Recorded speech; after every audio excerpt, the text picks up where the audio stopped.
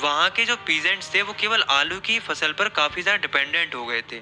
तो mid 1840s में क्या होता है, एक बीमारी के चलते सारी आलू की फसलें खराब हो गई थी, बर्बाद हो गई थी, जिस वजह से आयरलैंड में लगभग 10 लाख लोग स्टारवेशन यानी कि भूखमरी से मर गए थे।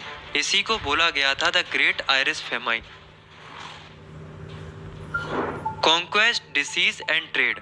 16 सेंचुरी तक आते आते जो वर्ल्ड था वो श्रैंक होने लगा था।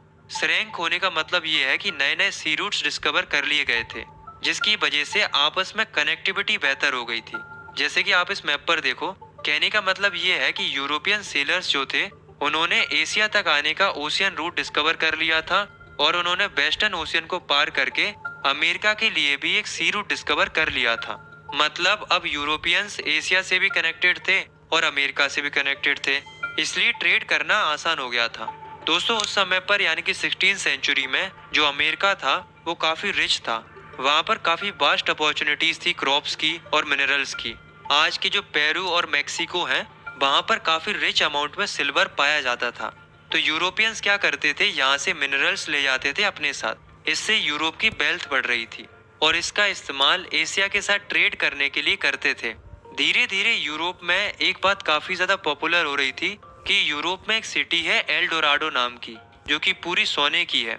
तो इस तरीके की बात जब फैल रही थी तो यूरोपियंस को लगा कि क्यों ना अमेरिका को ही कॉन्कर कर लिया जाए। तो मिड 16 सेंचुरी में जो पोर्टुगीज और स्पेनिश कॉन्करर थे वो अमेरिका को कॉलोनाइज करने के लिए प्रक्रिया शुरू कर देते हैं, और जो अमेरिका था वो आसानी से पोर्टुगीज एंड स्पेनिश लोगों के कंट्रोल में आ जाता है। अब आप लोग कहोगे कि इतनी आसानी से कॉन्कर कर लिया?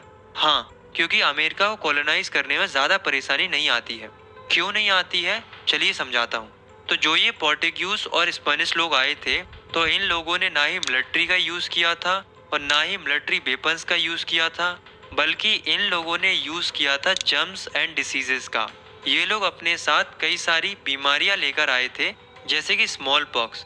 तो आपको पता है कि अमेरिका बाहरी दुनिया से काफी लंबे समय से दूर था, मतलब आइसोलेशन में था, इसलिए वहाँ के रह रहे लोगों का इम्यून सिस्टम काफी वीक था। तो जब अमेरिकन लोग इनके कांटेक्ट में आए तो अकेली स्मॉल पॉक्स डिसीज ही अमेरिकन लोगों के लिए काफी डेडली साबित हुई, क्योंकि ये बीमारी धीरे धीरे पूरे अमेरिका कॉन्टिनेंट में फैल गई थी, जिससे कई सारे लोग ऐसे ही मर गए थे। तो इस तरीके से पोर्टुगीज एंड स्पेनिश लोगों ने आसानी से कॉन्कर कर लिया अमेरिका को। मतलब अमेरिका अब यूरोप के कंट्रोल में आ गया था। वहीं अगर हम दूसरी ओर यूरोप की कंडीशन देखें तो उस समय पर यूरोप की खुद की कंडीशन ठीक नहीं चल रही थी, क्योंकि यूरोप की पॉपुलेशन काफी तेजी से बढ़ रही थी, जिस वजह से 19 सेंचुरी में यूरोप कई सारी समस्याओं से सफर कर रहा था, जैसे कि diseases, poverty, hunger, religious conflicts. तो ये सब देखने को मिल रहा था। अगर हम ट्रेड की बात